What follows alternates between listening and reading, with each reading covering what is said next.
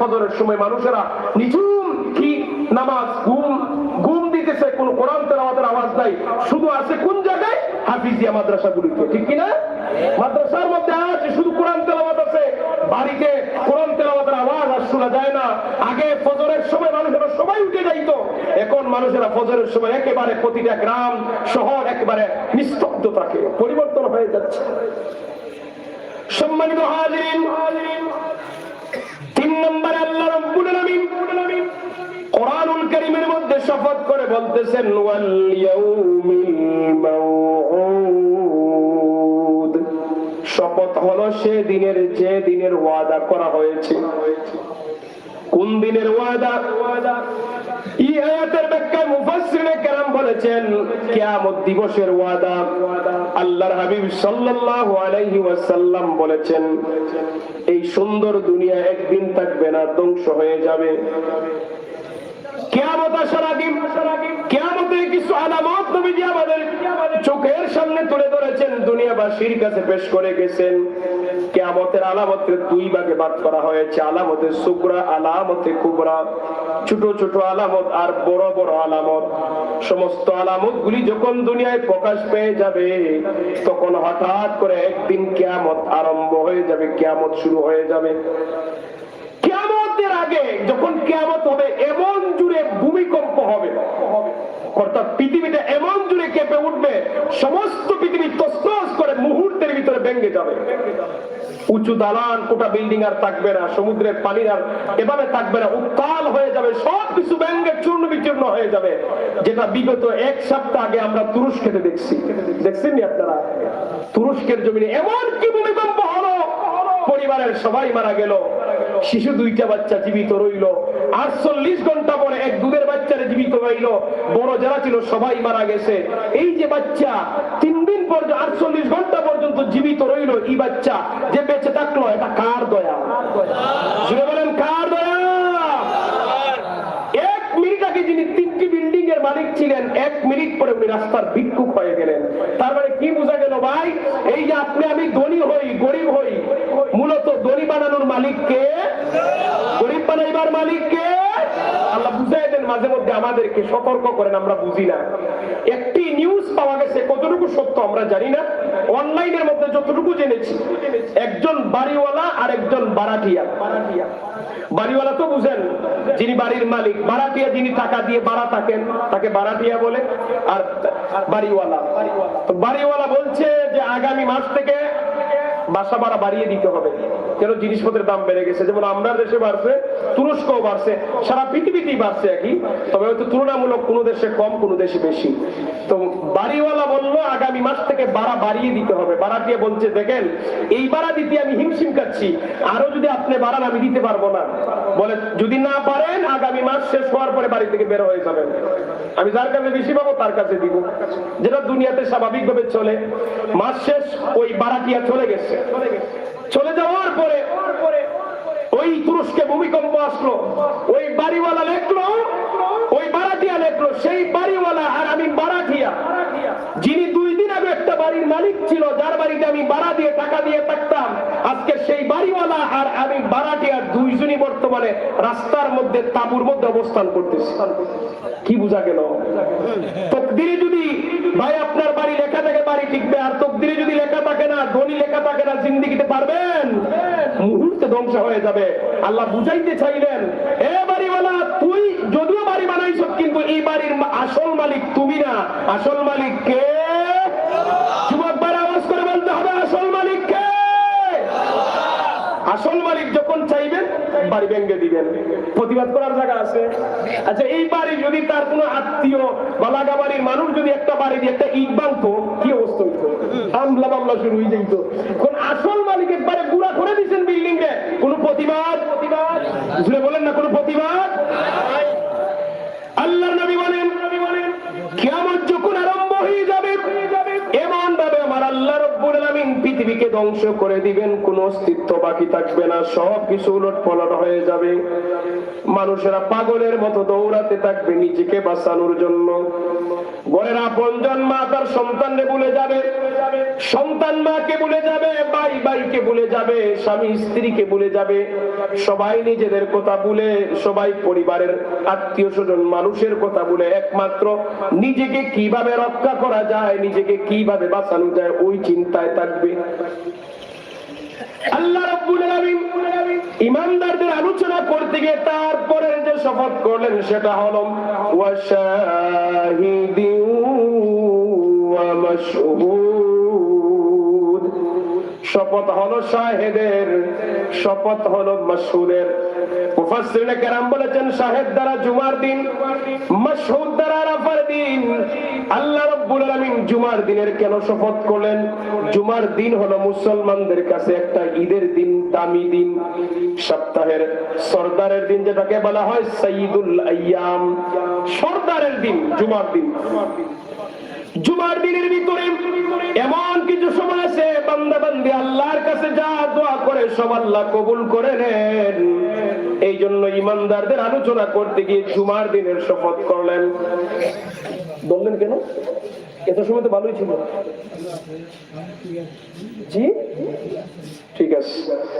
সম্মানিত হাজিরিন, জুমার দিনে আল্লাহ নবী সাল্লাল্লাহু আলাইহি ওয়াসাল্লাম বলেছেন আল্লাহর পক্ষ থেকে ফেরেশতা এসে মসজিদের দরজার সামনে দাঁড়িয়ে থাকে। সাউন্ড চলে গেছে তো, আপনি কি করছেন?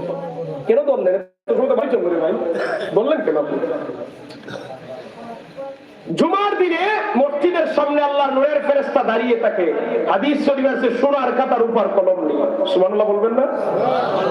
আল্লাহ নবী বলেন যারা মসজিদের ভিতরে প্রবেশ করে তাদের নামগুলি নূরের ফেরেশতারা তালিকাভুক্ত করে কারা জুমার নামাজ পড়ছে। নবীজি বলেছেন যত সময় যখন ইমাম সাহেব খুতবা দেওয়ার জন্য দাঁড়িয়ে যান, আল্লাহ নূরের ফেরেশতারা তাদের লেখালেখি বন্ধ করে দিয়ে ইমাম সাহেবের খুতবা শোনা শুরু করে। ইমাম সাহেবের খুতবার দাম আছে, হুজুরে বলেন আছে কিনা? ইমাম সাহেব যে খুতবা দেন ওনার উপর দায়িত্ব হলো খুতবা দেওয়ার হুকুম হলো সুন্নতে মুআক্কাদা, আর যারা খুতবা শুনেন মুসল্লিয়ানে কেরাম ওনাদের উপর দায়িত্ব হলো ওয়াজিব। তো ইমাম সাহেবটা বড় না মুসল্লিদেরটা বড়? ওয়াজিব বড় না? এই ওয়াজিব তরক করলে কবিরা গুনাহ হয়। খুতবা চলাকালীন অবস্থায় যদি কেউ কথাবার্তা বলে কবিরা গুনাহ হবে। আমাদের মধ্যে যেন এই অভ্যাস না থাকে। অনেক মানুষকে দেখা যায় খুতবাও চলে, কথাবার্তা চলে, খুতবাও চলে, মসজিদে আসাও আছে, পিছনে এসে মানুষকে ডিঙ্গিয়ে সামনে যায় না। এই কাজগুলি ভালো না। যেমন ফেরেশতারা ততক্ষণ পর্যন্ত রেখে যতক্ষণ পর্যন্ত ইমাম সাহেব খুতবা দেওয়াতে দাঁড়ান নাই, খুতবাতে যখন ইমাম সাহেব খুতবা দেওয়া শুরু করে দেন ফেরেশতারা লেখালেখি বন্ধ করে দেয়। খুতবা শুরু হওয়ার পরে যারা মসজিদে আসে এদের নাম ফেরেশতারা তালিকাভুক্ত করে না। আপনি জুমা পড়ছেন যে এই পড়াটা আর খাতায় উঠবে না। হাসরের মাঠে আল্লাহ যখন আমলনামা দিবেন, দেওয়ার পরে আপনি নিজে দেখবেন ওই তারিখের জুমায় আপনি উপস্থিত ছিলেন কিন্তু নাম নাই। তার একমাত্র কারণ হলো খুতবা শুরু হওয়ার আগে না যাওয়ার কারণে। সম্মানিত হাজিরিন, ৫ম নম্বর শপথ মাশহুদ দ্বারা মুফাসসিরিনে কেরাম বলেছেন আরাফার দিবস, আরাফার দিনের শপথ করলেন। আরাফার দিন মুসলমানের কাছে তো একটা দামি দিন। আল্লাহ নবী বলেছেন আরাফার ময়দানে যারা উপস্থিত হবে বান্দা বান্দি যত গুনাহ নিয়ে হাজির হোক না কেন আল্লাহর কাছে মাফ চাওয়া মাত্রই জিন্দেগীর সব গুনাহ মাফ করে দিবেন। এখানে একটি শর্ত আছে। আপনি আমি যে আরাফার ময়দানে যাবো মানে হজ করতে যাব, হজ করতে গেলে তো আরাফার ময়দানে যাওয়া লাগে। হজ করতে যে আমরা যাব ওই টাকাটা হালাল হওয়া লাগবে। কি হারাম টাকা ব্যয় করে ভাই একবার কেন 1000 বার হজ করলে কোনো লাভ হবে না। দ্বিতীয় কথা হলো আরাফার ময়দানে গিয়ে যখন বান্দা বান্দি মাফ চাইবে আল্লাহর যত হক আছে আল্লাহ মাফ করে দিবেন, কিন্তু কোন বান্দার হক আল্লাহ মাফ করবেন না। বান্দার হক তো আমরা বুঝি, যেমন টাকার লেনদেন হতে পারে, জমি জামার লেনদেন হতে পারে, কথাবার্তার লেনদেন হতে পারে। মানুষের কাছে যদি আমরা দরাদ থাকি ওই বান্দা ক্ষমা না করা পর্যন্ত আল্লাহ ক্ষমা করবেন না। উদাহরণ হিসেবে যেটা সবসময় বলে থাকি, মনে করেন আপনাদের গ্রামের একজন সাহেব মানুষ, ধনী মানুষ, বাজারে গেছেন, গিয়ে বাজার করছেন, হাত হাত দিয়ে আনতে পারতেছেন না, রিক্সাওয়ালাকে বললেন, এই রিক্সাওয়ালা আমারে বাড়িতে দিয়ে আসো। রিক্সা করে আপনি বাড়িতে আসলেন, আসার পরে তারে ভাড়া দিবেন, পকেটে হাত দিয়ে দেখেন বাংতি টাকা নাই। এরকম হয় না? অনেক সময় হয়ে যায় আমাদের। তো এই সাহেব বলেন, তুমি ভাড়াটা পরে নিও। এই কথা বলার পরে চলতেছে, এই রিক্সাওয়ালাও ভাড়া নেয় নাই, বাড়িওয়ালাও ভুলে, এই সাহেব মানুষও ভুলে গেছেন, ওনার আর স্মরণ নাই। দেখেন, রিক্সাওয়ালার দায়িত্ব না যে সাহেবের কাছ থেকে খুঁজে নিবে, বরং সাহেবের দায়িত্ব হলো প্রয়োজনে রিক্সাওয়ালার বাড়ি থেকে ঋণ পরিশোধ করবে। এটাই শরীয়তের হুকুম। মনে করেন দুইজনই মারা গেছেন, আমি হাসরের মাঠে বিচার ব্যবস্থা কেমন হবে নবীজির হাদিসের আলোকে বুঝানোর জন্য উদাহরণ দিচ্ছি। দুইজনই মারা গেছে, হাসরের মাঠ কায়েম হয়ে গেছে। ওই রিক্সাওয়ালা এসে আল্লাহকে বলবে, আল্লাহ অমুক সাহেবের কাছে, আপনার অমুক গোলামের কাছে আমি রিক্সা ভাড়া পাই, আপনার গোলামকে বলেন আমার জন্য রিক্সা ভাড়া দেন। আল্লাহ ওই সাহেবকে ডাক দিবেন, আমার বান্দা, আমার অমুক বান্দা ভাড়া পরিশোধ করো। কোন হাদিসে আছে হাসরের মাঠে তো দিনার চলে না, দিরহাম চলে না, টাকা পয়সা সোনা রূপা কিছুই চলে না। হাসরের মাঠে লেনদেন হবে দুটি জিনিস দিয়ে। কয়টি জিনিস? দুটি। এক নাম্বার হলো নেকি, আর এক নাম্বার হলো বদি। নেকি আর বদি দিয়ে লেনদেন। তখন ওই রিক্সাওয়ালার ভাড়া এক পাল্লায় দেওয়া হবে, আর এক পাল্লায় সাহেবের নেকি দেওয়া হবে। ওজন দিয়ে রিক্সাওয়ালা সাহেবের নেকি নিয়ে জান্নাতে চলে যাবে। সুবহানাল্লাহ নাই? এখন দেখা গেল সাহেবের কোনো নেকি নাই, কিভাবে হবে? তখন রিক্সাওয়ালার গুনাহ সাহেবের আমল নামায় দিয়ে রিক্সাওয়ালা পবিত্র হয়ে জান্নাতে চলে যাবে। ভাই, আল্লাহর হক যদি আমরা নষ্ট করি, আমরা যদি তওবা করে আল্লাহ মাফ করে দিবেন, কিন্তু বান্দার হক যদি একটা টাকাও আমরা মেরে ফেলি, ওই বান্দা মাফ নেওয়া দেওয়া পর্যন্ত আল্লাহ মাফ দিবেন না। আল্লাহ বলবেন, আগে বান্দার কাছ থেকে মাফ নে। দুনিয়াতে মাফ চাওয়া সহজ ভাই, আপনি হাত ধরে থুতামুখে ধরে যে কোনো ভাবে মাফ নিতে পারলে উদ্ধার। দুনিয়াতে যদি কারো কাছ থেকে মাফ না নিতে পারেন আর দৌড়াত থাকেন, হাসরের মাঠে কেউ কাউকে মাফ দিবে না। এমনকি সন্তান তার মাকে মাফ দিবে না, মা তার সন্তানকে পর্যন্ত মাফ দিবে না। কেননা সবাই চাইবে আগে নিজে জান্নাতে দেখতে। হাসরের মাঠে কেউ কাউকে ছাড় দিবে না। সম্মানিত হাজিরিন, আমার আল্লাহ রাব্বুল আলামিন ইমানদার মুমিন বান্দা বান্দীদের আলোচনা করতে গিয়ে পাঁচটি বিষয়ে শপথ করার পরে এবার মূল আলোচনা। আল্লাহ রাব্বুল আলামিন বলেন, কুতিলা আসহাবুল উখদুদ আন-নারি যাতিল ওয়াকুদ। ধ্বংস হয়েছিল সেই গর্তওয়ালারা, যেই গর্তের মধ্যে ছিল উত্তপ্ত আগুন। এটা হলো সরল অনুবাদ। ব্যাখ্যা কি? এই আয়াতের ব্যাখ্যা আমি যতগুলি নিজে তাফসীর করছি, আমার পড়া অনুযায়ী যত তাফসীর আমি দেখছি, প্রত্যেকটা তাফসীরের মধ্যে এই আয়াতের ব্যাখ্যায় মুফাসসিরিনে কেরাম বিভিন্ন ব্যাখ্যা করেছেন, কিন্তু সবাই একটি হাদিসের উল্লেখ করছেন। সহিহ মুসলিমের 2299 নম্বর হাদিসটা এই আয়াতের ব্যাখ্যা তারা তুলে ধরেছেন। হাদিসটি হলো, নবীজি সাহাবায়ে কেরামদের সম্মুখে বর্ণনা করতেছেন, আমার সাহাবীরা, আজ থেকে বহু যুগ আগে এই পৃথিবীতে একজন জালিম শাসক ছিল, যে নিজেকে রব দাবি করত। নাউজুবিল্লাহ বলবেন না? আমাদের রবকে আওয়াজ করে বলেন, আমাদের রবকে। আর ওই জালিম বাদশা নিজের রব দাবি করত। তার রাষ্ট্রের মানুষেরা তারে রব মানত। ওই রাষ্ট্রের মধ্যে শুধুমাত্র একজন দরবেশ বান্দা ছিলেন, আল্লাহর ওলি মানুষ। উনি লুকিয়ে লুকিয়ে আল্লাহর গোলামি করতেন। ওই আল্লাহর ওলি ছাড়া দ্বিতীয় আর কেউ ইমানদার নাই। রাষ্ট্রের বাকি সব মানুষেরা ওই জালিম বাদশার রব মানত। একমাত্র আল্লাহর ওলি আল্লাহকে রব মানতেন। ওই জালিম বাদশার অনেক উপদেষ্টা মন্ডলী ছিল, আর উপদেষ্টা মন্ডলীর সবাই ছিল জাদুবিদ্যাকারী। জাদু তো বুঝেন আপনারা, জাদুবিদ্যাকারী।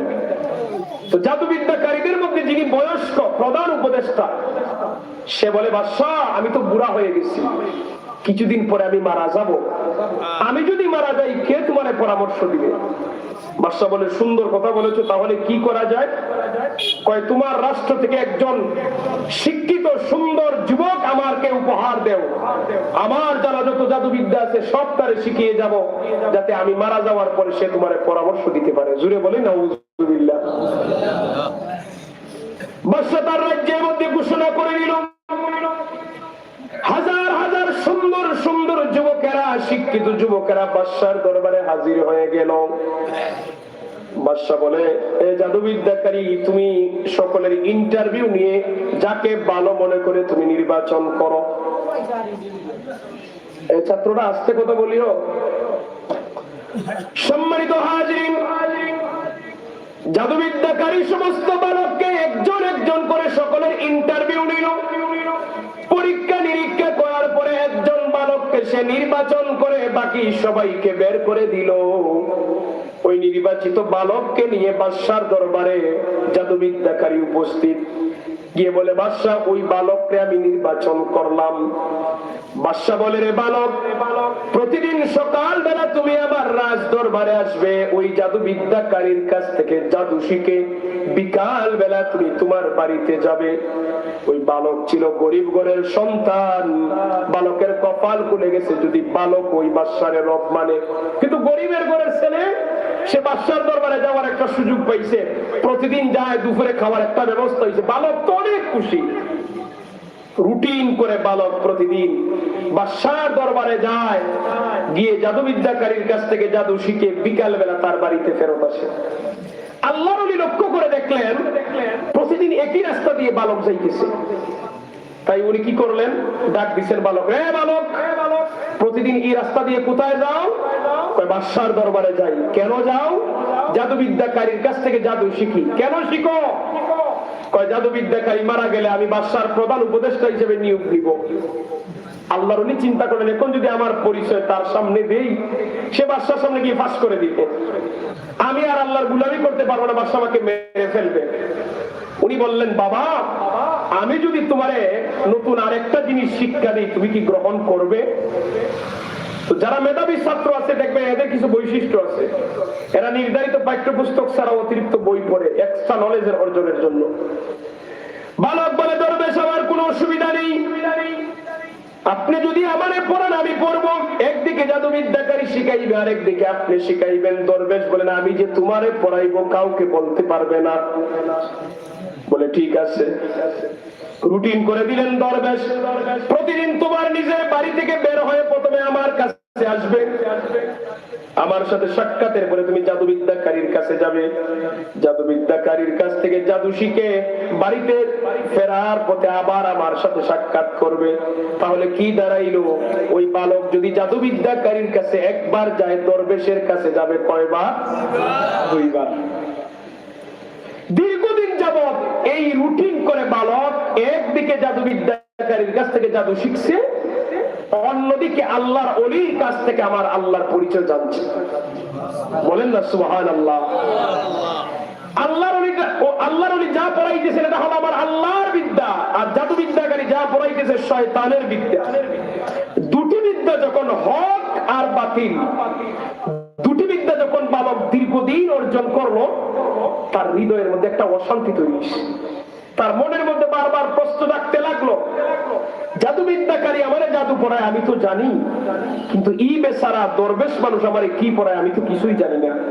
আর দরবেশের বিদ্যা যেদিন থেকে আমি শিখতেছি তারপর থেকে আমার হৃদয়ের মধ্যে এত জ্বালা তৈরি হলো কেন? তার ভিতরে একটা অশান্তি আর অশান্তি। বালক সিদ্ধান্ত নিছে, আজকে দরবেশের কাছে যাব, গিয়ে প্রশ্ন করবো, দরবেশ আমারে কি পড়াইতেছেন ব্যাখ্যা করেন, না হলে আজকে আর তোমার কাছে আসবো না। ব্যাখ্যা চাওয়ার নিয়তে বালক নিজের ঘর থেকে রওনা দিস, দরবেশের কাছে যাবে। বালক তার নিজের বাড়ি থেকে বের হয়ে রাস্তার মধ্যে বের হলো। বের হয়ে দেখে হাজার হাজার মানুষেরা রাস্তার মধ্যে দাঁড়িয়ে আছে। মানুষের সামনে একটা অপরিচিত জানোয়ার দাঁড়িয়ে আছে। জানোয়ারের ভয়ে কেউ পথ চলতে পারতেছে না। বালক সমস্ত মানুষকে ডিঙ্গিয়ে সবার সামনে গেল, সব মানুষের সামনে গিয়ে দাঁড়ালো। মানুষেরা ওই জানোয়ারের ভয়ে কাঁপতেছে, এই জানোয়ারের হাত থেকে কিভাবে বাঁচা যায়। বালক এবার মনে মনে সিদ্ধান্ত নিল, এখনই আমি পরীক্ষা করে নিব জাদুবিদ্যার পাওয়ার বেশি না দরবেশের বিদ্যার পাওয়ার বেশি। যে জাদুবিদ্যার পাওয়ার বেশি না দরবেশের বিদ্যার পাওয়ার বেশি, আমি পরীক্ষা করে নিব, যেটার পাওয়ার বেশি এটা রাখবো, যেটা দুর্বল ছেড়ে দিব। এটা তো ভাই সবাই চায়, ঠিক কিনা? দুর্বলের সাথে কেউ থাকতে চায় না। তো বালক কি করছে, হাদিস শরীফে আসছে, বালক একটি ছোট পাথর হাতে নিয়েছে, একেবারে ছোট পাথর।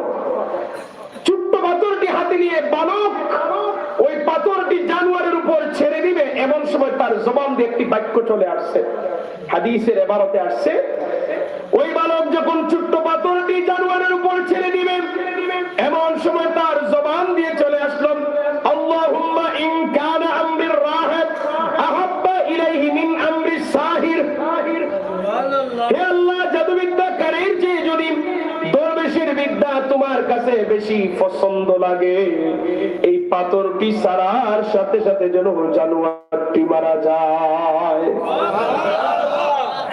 কত সুন্দর কথা! আল্লাহুম্মা ইন কানা আমরির রাহিব আহাব্বা ইলাইহি মিন আমরিস সাহির। জাদুবিদ্যার চেয়ে যদি আল্লাহ দরবেশের বিদ্যা তোমার কাছে বেশি ভালো লাগে, হাযা দাব্বা ফাতুল। ওই বালক পাথরটি জানোয়ারের উপর ছেড়ে দিল, ছটফট করতে করতে জানোয়ারটি মারা গেল। জোরে বলেন সুবহানাল্লাহ। বালকের বিশ্বাস এসে গেল জাদুবিদ্যার মাঝে কোনো পাওয়ার। জোরে বলেন জাদুবিদ্যার মাঝে কোনো পাওয়ার। পাওয়ার যদি তাকে দরবেশের বিদ্যায় আছে, কারণ বাতিল যখন হকের সামনে গিয়ে দাঁড়ায়, বাতিল তখন এমনি পরাজিত হয়, ঠিক কিনা? শয়তান যত বড় শয়তান হোক না কেন, আপনি যখন আউযুবিল্লাহ পাঠ করবেন না, সে আর টিকবে না।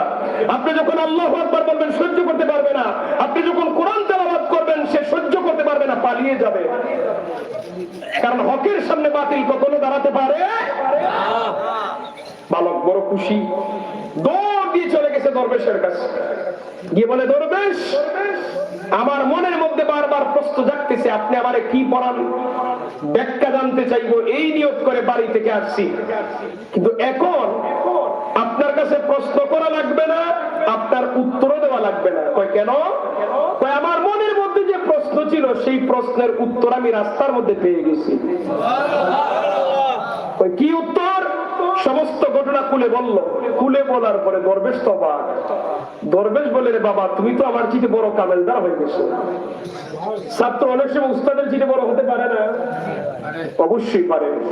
আমাদের পীর মুর্শিদ শামসুল উলামা আল্লামা সাহেব কিবলা ফুলতুলি রাহমাতুল্লাহি আলাইহি, উনি ইলম অর্জনের দিকে এবং ইলমে কেরাতের খেদমতের দিকে উনার অনেক উস্তাদকে অতিক্রম করেছেন, ঠিক কিনা?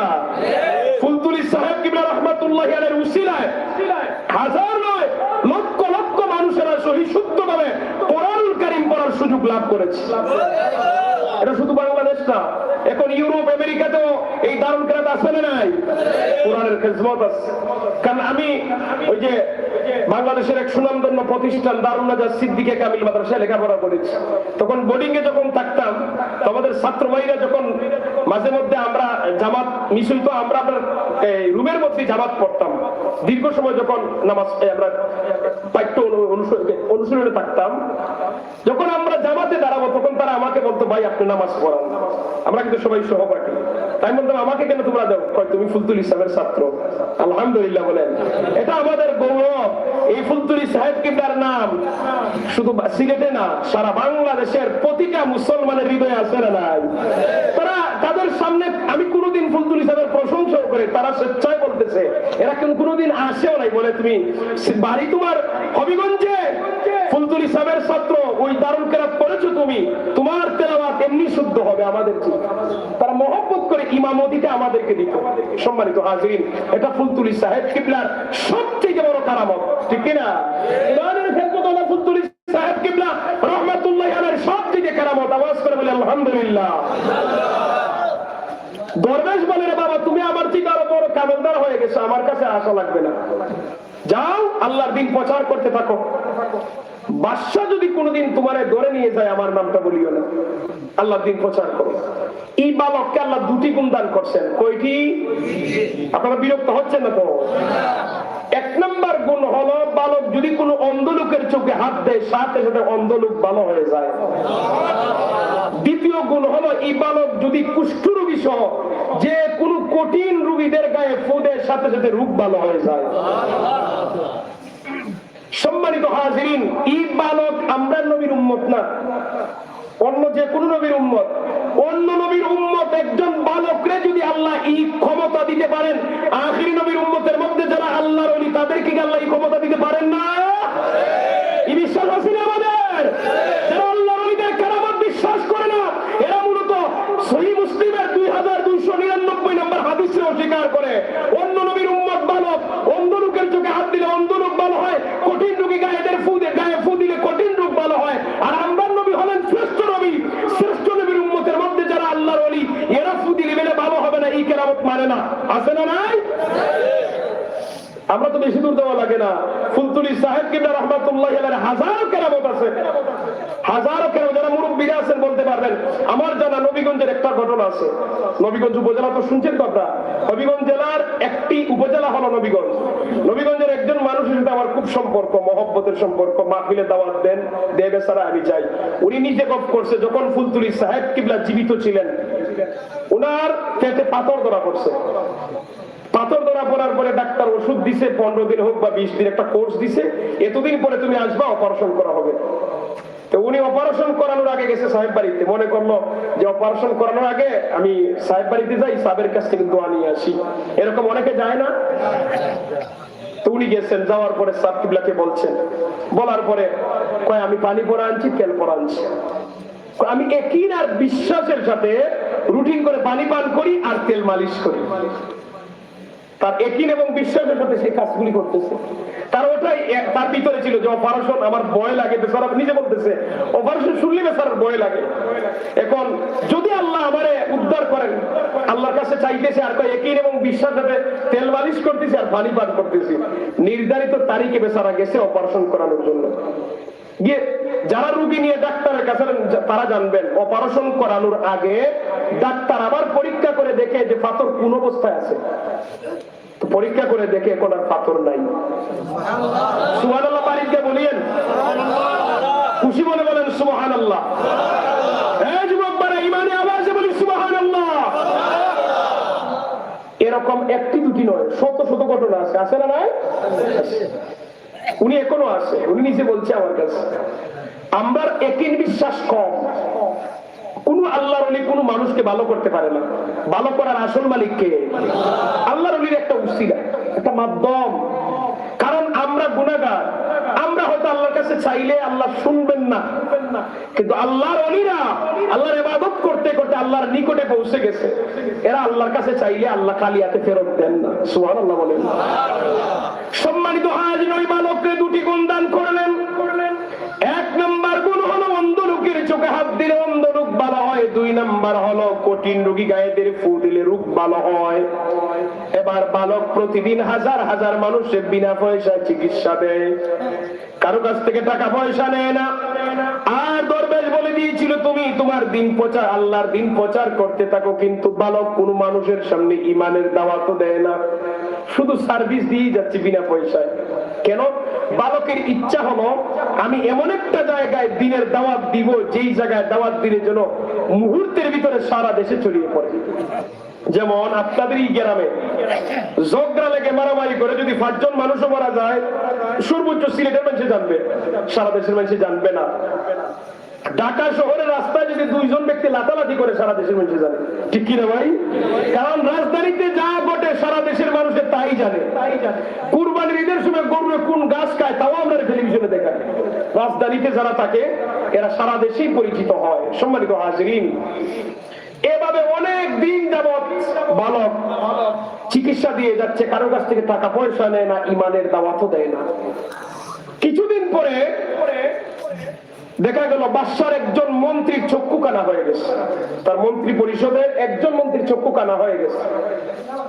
মন্ত্রীর চক্ষু যদি কানা হয়, দেশে চিকিৎসা হয় না বিদেশে হয়? আমরা দেশে দেখিয়েন মন্ত্রীর একটু অসুবিধা হলে সিঙ্গাপুরে, আর একটু বেশি সমস্যা হলে অস্ট্রেলিয়ায় দৌড়ায়। ঠিক আছে নি ভাই? মন্ত্রীর চক্ষু কানা হওয়ার পরে বাদশা তামাম পৃথিবীর বড় বড় ডাক্তার কবিরাজদের দ্বারা চিকিৎসা করাইলো, কেউ আর মন্ত্রীর চক্ষু ভালো করে দিতে পারলো না। মন্ত্রী তার চোখের আশা ছেড়ে দিল। অবশেষে মন্ত্রীর কানে সংবাদ গেল তার রাষ্ট্রের মধ্যে, রাজ্যের মধ্যে একজন বালক আছে। বালক চোখের মধ্যে হাত দিলেই চক্ষু ভালো হয়ে যায়। খবর পেয়ে অনেক উপহার উপটৌকন নিয়ে বালকের বাড়িতে এসে হাজির হয়ে বলে, রে বালক, শুনলাম তুমি নাকি মানুষের চক্ষু ভালো করে দাও, দয়া করে আমার চক্ষুটাও ভালো করে দাও, বিনিময়ে আমার কাছে যা চাইবে আমি তাই দিব। উপহার মানে পুরস্কার ঘোষণা করতেছে। বালক কি জবাব দিছে? কোন মানুষের চক্ষু ভালো করার ক্ষমতা আমি রাখি না, ভালো যিনি করেন তিনি হলেন আমার রব আল্লাহ।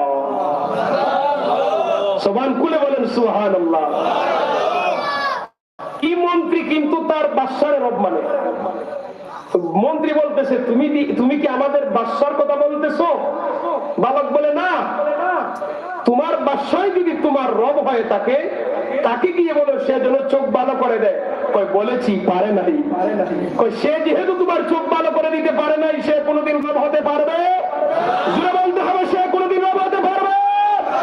রব তো তিনি যিনি সবকিছু পারেন। কথা বলেন ঠিক কিনা? মন্ত্রীর কলিজায় ধাক্কা লাগছে। বালক তো ঠিকই বলছে, আমার বাদশা যদি আমার সত্যিকারের রব হয়ে থাকে কেন চোখ ভালো করে দিতে পারবে না? তার কলিজা লাগছে কথাটা। বালক এবার সুযোগ দিতেছে। বালক বলে মন্ত্রী তুমি যদি আমার একটি শর্ত পূরণ করো, আমার রবের কাছে আমি দোয়া করে দিব আমার রব তোমার চোখ ভালো করে দিবেন। মন্ত্রী বলে একটা না, 1000 শর্ত দিল আমি আমার চোখ চাই, 1000 শর্ত দিল পূরণ করবো, বিনিময়ে আমার চোখ ভালো চাই। বালক বলে আমার 1000টার দরকার নাই, একটা শর্তের প্রয়োজন, সেটা হলো আমার আল্লাহর প্রতি ঈমান আনা লাগবে। দেখছেন ঈমানের দাওয়াত কোন জায়গায় দিতেছে? কারণ বালক জানে মন্ত্রীর দাওয়াত দিলি বাদশার কাছে যাবে, বাদশার কাছে যাওয়া মানে সারা দেশে প্রচার হবে। ওই মন্ত্রী আল্লাহর উপর ঈমান আনলো। বালক তার বরকতি হাতখানা মন্ত্রীর চোখে বুলিয়ে দেওয়ার সাথে সাথে আমার আল্লাহ মন্ত্রীর চোখ ভালো করে দিলেন। যেই মানুষটা ইতিপূর্বে অন্ধ ছিল হঠাৎ করে চোখের আলো ফেরত পাইলো, ভাই কম খুশি না বেশি খুশি? আমরা অন্ধ লোকের দুঃখ বুঝবো না, একজন অন্ধ লোকের দুঃখ আরেকজন অন্ধ লোকে বুঝতে পারবে, কারণ তার জন্য পৃথিবীর কালা দলা সব সমান, ঠিক কিনা? যদি অন্ধ লোকের দুঃখ কিছুটা বুঝতে চাই, মনে করেন আজকে মাহফিল থেকে যাওয়ার সময় চোখটার বেঁধে যান, রওনা দেন, দেখেন রাস্তায় কি বিপদ ঘটে। আল্লাহ পাক আমাদেরকে নিয়ামত দিবেন, এই পৃথিবীর সৌন্দর্য দেখার সুযোগ করে দিবেন। আসুন সেই চোখের নিয়ামতের শুকর আদায় করে বলি আলহামদুলিল্লাহ। খুশি মনে আওয়াজ করে যুবকেরা বল আলহামদুলিল্লাহ। মন্ত্রীর চৌকের আলো ফেরত পাওয়ার পরে আনন্দে আত্মহারা হয়ে গেল। বাদশার দরবারে গিয়ে হাজির। বাদশা তো অবাক, পৃথিবীর বড় বড় ডাক্তার কবিরাজের দ্বারা চিকিৎসা করাইলাম, কেউ চোখ ভালো করে দিতে পারলো না। বাদশা এবার মন্ত্রীকে প্রশ্ন করতেছে, মান রাদ্দা আলাইকা বাসারাক। হাদিসের ইবারত, মান রাদ্দা আলাইকা বাসারাক, কে তোমার চোখের আলো ফিরিয়ে দিল? মন্ত্রী জবাব দেয়, ক্বালা রাব্বি, আমার রব। আমি আবারও প্রশ্ন বলছি, বাদশার প্রশ্ন, মান রাদ্দা আলাইকা বাসারাক, কে তোমার চোখের আলো ফিরিয়ে দিল? মন্ত্রী জবাব দিল, ক্বালা রাব্বি, আমার রব। বাদশা এবার প্রশ্ন করতেছে, আওয়ালাকা রাব্বু গায়রি, আমি ছাড়াও কি তোর রব আছে? বাদশার প্রশ্ন দেখেন, আওয়ালাকা রাব্বু গায়রি, আমি ছাড়াও কি তোর অন্য কোন রব আছে? এবার মন্ত্রী জবাব দিল, ক্বালা রাব্বি ওয়া রাব্বুকা আল্লাহ। কত সুন্দর কথা দেখেন, ক্বালা রাব্বি ওয়া রাব্বুকা আল্লাহ, আমার রব যিনি তোমার রব তিনি, তিনি হলেন আল্লাহ।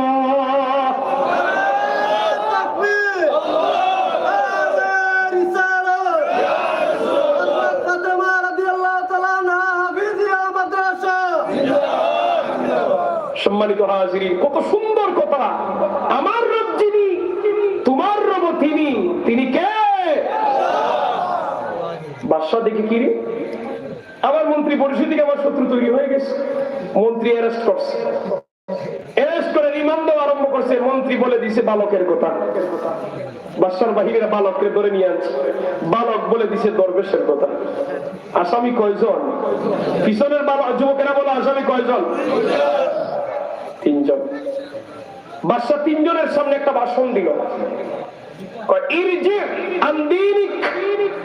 তোমরা যে ধর্ম গ্রহণ করেছো ওই ধর্ম থেকে ফিরে আসো, যদি ফিরে আসো আমার বাদশাহী খানায় টাকা খানার ব্যবস্থা করে দিব, আর যদি ফিরে না আসো তিনজনকে হত্যা করবো।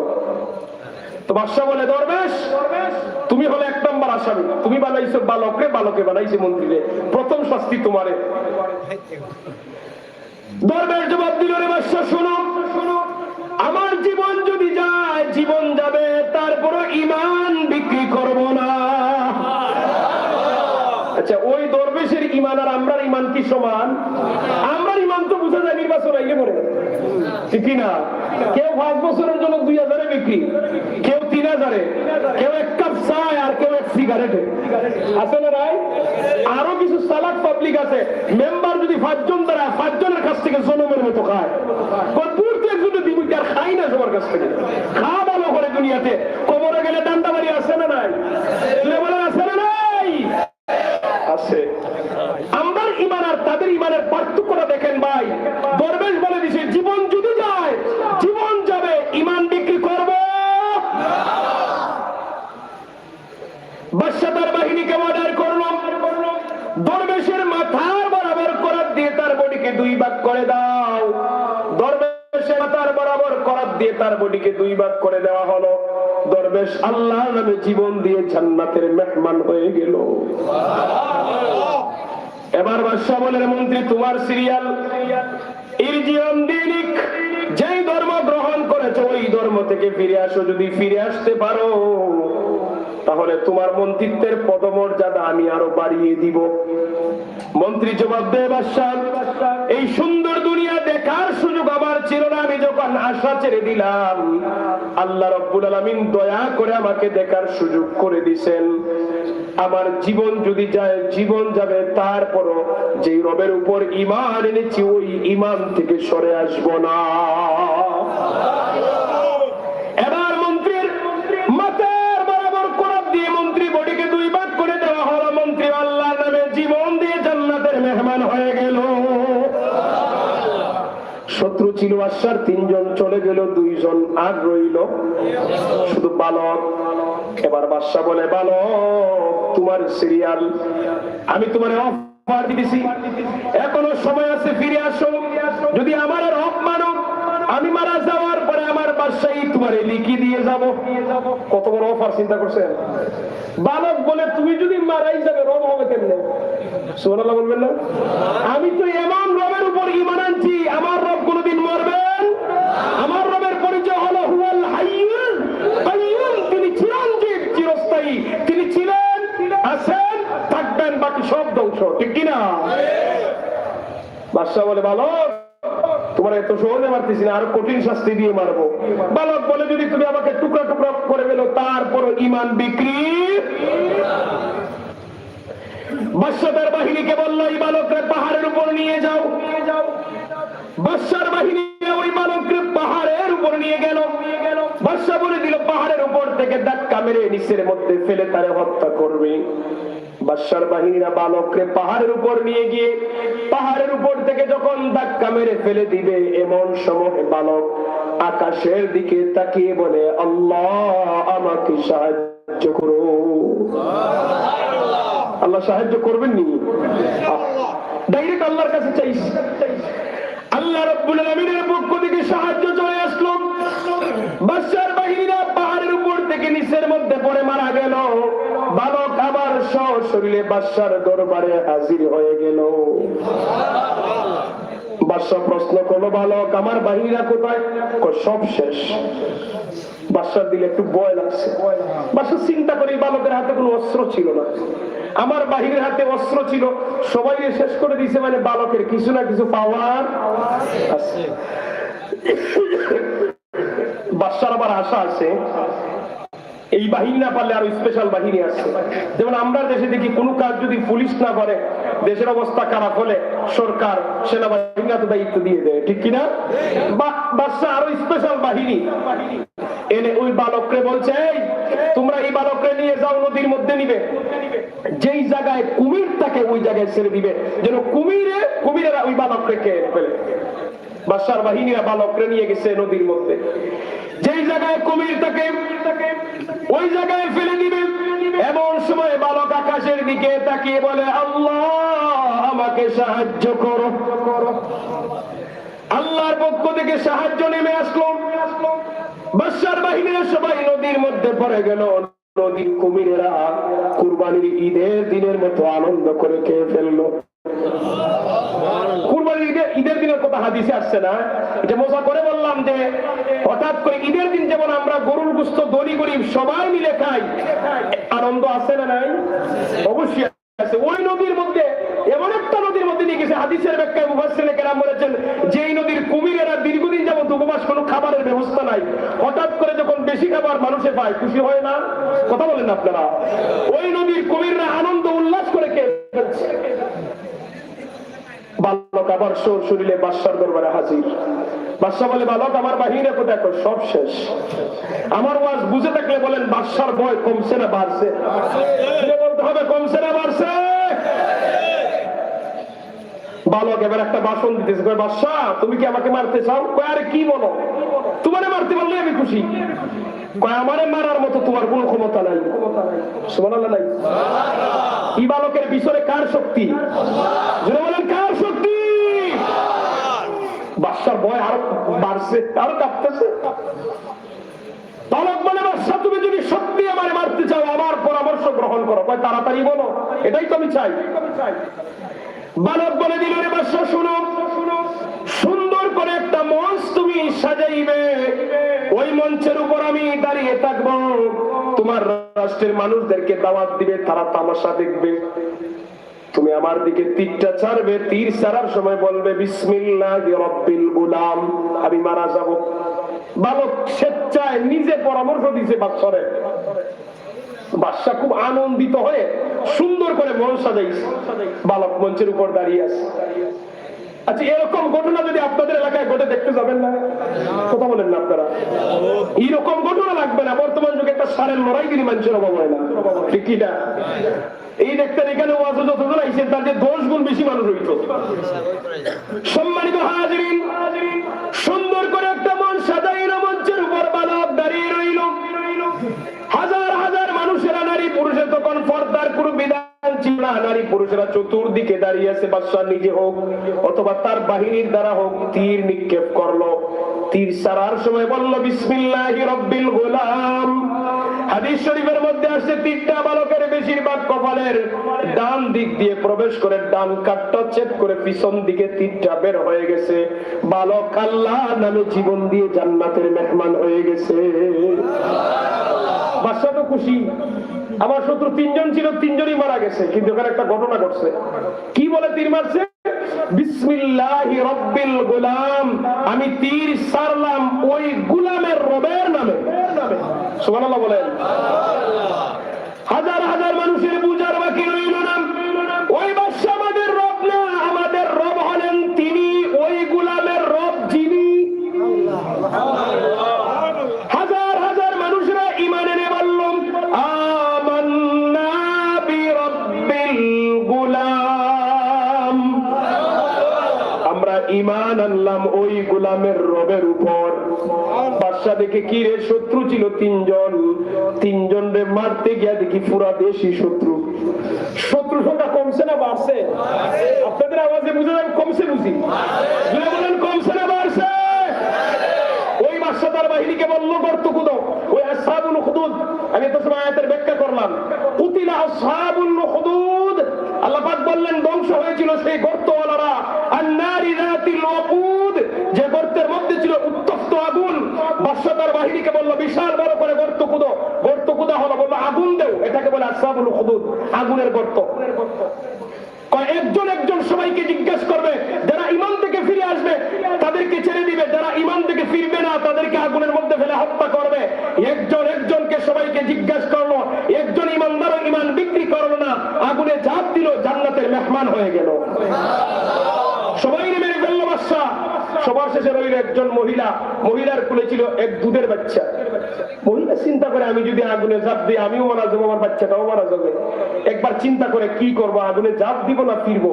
এমন সময় আল্লাহ ওই শিশুর জবান খুলে দিয়েছেন। মোট 4 জন শিশু কথা বলেছেন। ঈসা ইবনে মারিয়াম আলাইহিস সালাম, জুরাইজ নামে, বনি ইসরাইলের জুরাইজ নামে আল্লাহর ওলির ইজ্জত সম্মান রক্ষার জন্য এক বাচ্চার জবান আল্লাহ খুলে দিয়েছিলেন। হযরত ইউসুফ আলাইহিস সালামের ইজ্জত এবং সম্মান রক্ষার জন্য তৎকালীন অর্থমন্ত্রীর রাজপ্রাসাদের এক শিশু বাচ্চার জবান খুলে দিয়েছিলেন। 4 নম্বরে ওই আসহাবুল উখদুদ মহিলা যেন জান্নাতবাসী হয়, এর জন্য আল্লাহ পাক শিশুর বাচ্চার জবান খুলে দিলেন। শিশু মানে মা। আপনি কি সত্যের উপর প্রতিষ্ঠিত নন? মা বলে, রে বাবা অবশ্যই সত্যের উপরে আছি। বাচ্চা বলে, কেন দেরি করতেছেন? আমাকে কোলে নিয়ে আগুনে ঝাঁপ দিয়ে দেন। আগুনে ঝাঁপ দিতে দেরি হবে, আল্লাহর জান্নাতে যাইতে দেরি হবে না। ওই মহিলা দুধের শিশুকে নিয়ে আগুনে ঝাঁপ দিছে, জান্নাতবাসী। কোন ইমানদার আর নাই। বাচ্চা বড় খুশি, আমার সব শত্রু শেষ। সম্মানিত হাজিরিন, সমস্ত ইমানদারকে হত্যা করার কারণে এবার আমার আল্লাহ রাব্বুল আলামিন রাগান্বিত হলেন। আল্লাহ বান্দারে দুনিয়াতে সুযোগ দেন, কিন্তু আল্লাহ যখন ধরেন আর ছাড়েন না।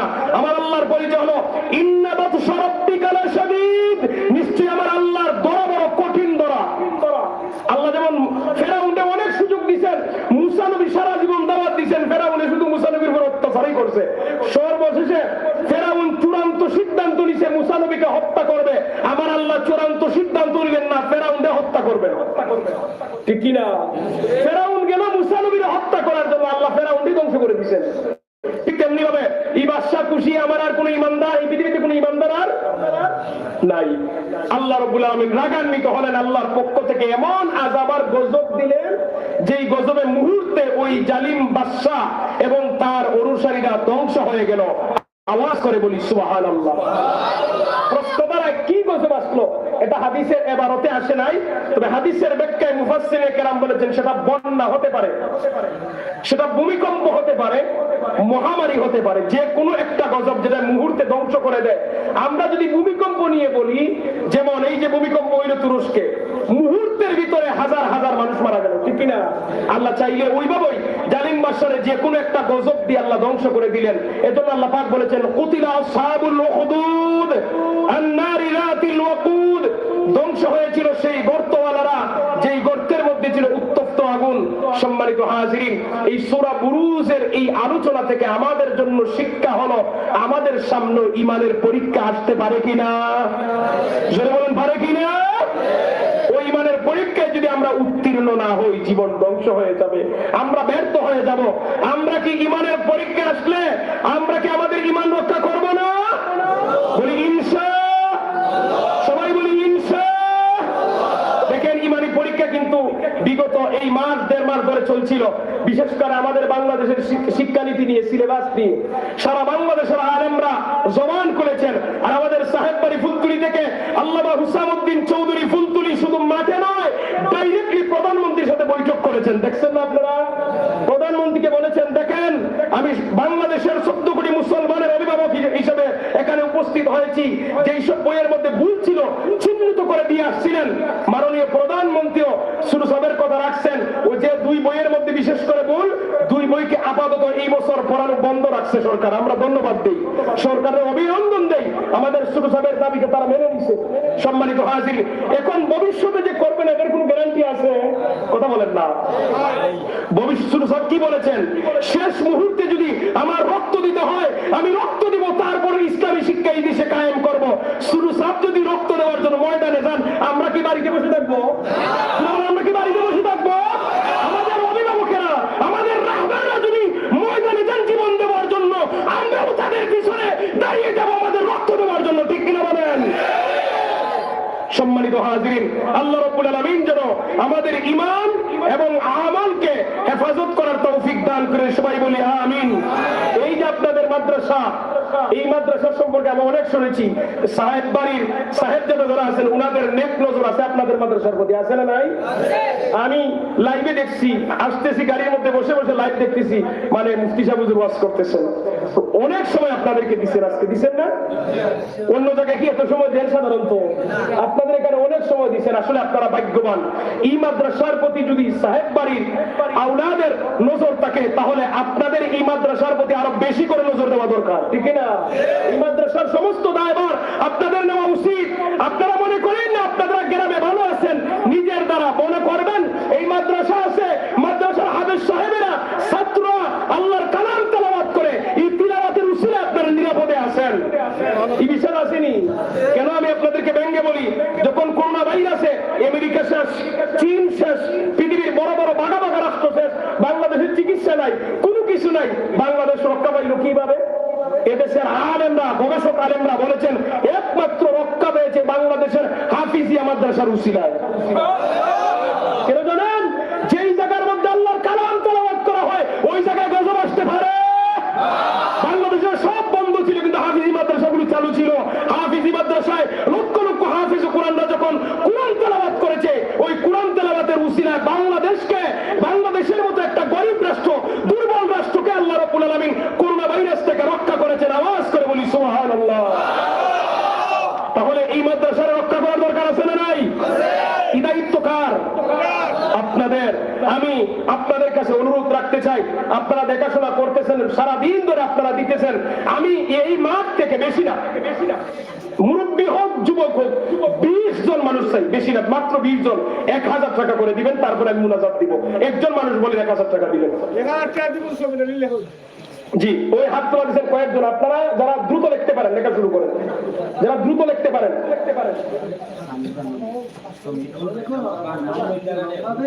জি, নতুন করে 20 জন আমি করতেছি, ধারাবাহিকভাবে লেখেন।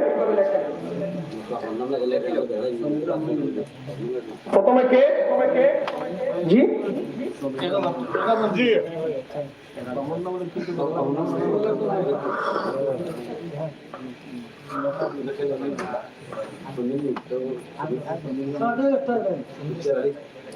জনাব সমীর উদ্দিন। জনাব সমীর উদ্দিন ভাই 1000 টাকা বলি মারহাবা। আরেক ভাই কে? জনাব আবিদ আলী সাহেব 1000 টাকা বলি মারহাবা। 2000 ওরা কে বলছিলেন? 1000 কে? বাবাজির নামটা বলেন। আব্দুল নূর। আব্দুল নূর সাহেব 1000 টাকা বলি মারহাবা। আফতাব আলী সাহেব 5000 টাকা বলি মারহাবা। এখানে আরেকজন মুরব্বী কে বলছিলেন? মুকদ্দাস আলী সাহেব 1000 টাকা বলি মারহাবা। আর কে? বুঝি ভাই হাবিবুর 2000 টাকা। হাবিবুর 2000 টাকা বলি মারহাবা। এই যুবকরা শুনে বলো মারহাবা। আব্দুল মালিক 1000 টাকা, সবাই বলি মারহাবা। এরপরে কে? আলমাস আলী 1000 টাকা, সবাই বলি মারহাবা। এই যুবকরা মারহাবা বলা যায় না? যদি গৌর হইতো এখন দেখতে কি আওয়াজ হয়? জুড়ে বলেন মারহাবা। আব্দুর রহিম সাহেব 1000 টাকা বলি মারহাবা।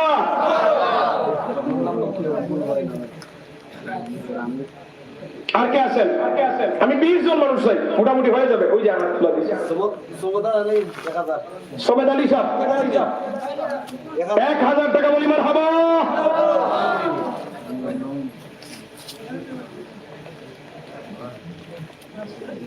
আর কে আছেন?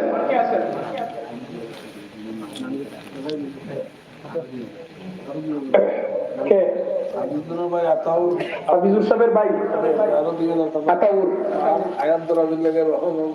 মায়ের হায়াত বাবার মাগফিরাতের জন্য 2000 টাকা বলি মারহাবা। আর কে আছে? একসাথে দোয়া করে নেব ইনশাআল্লাহ। আমি মুসাফির মানুষ, হবিগঞ্জ থেকে আজকে আসছি।